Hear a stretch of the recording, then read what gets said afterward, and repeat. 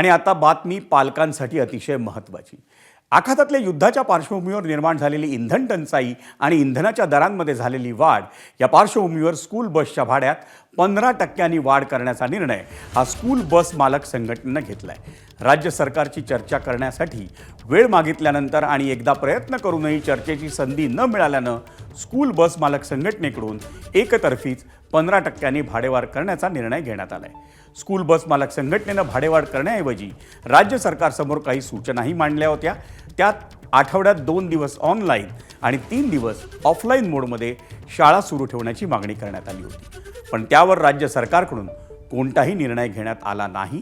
त्यामुळे अखेर school bus मालक संघटनेनं भाडेवाढीचा एकतर्फी निर्णय घेतलाय।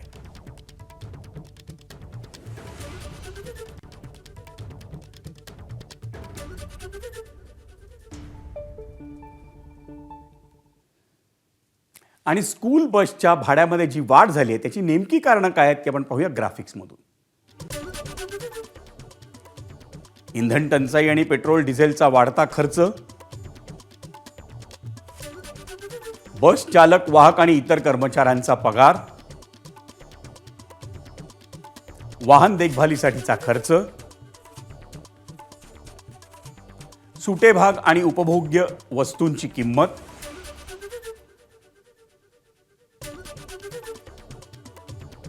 टोल आणि परवान्याशी संबंधित खर्च, ई चलान आणि अंमलबजावणीशी संबंधित दंडांचा वाढता भार,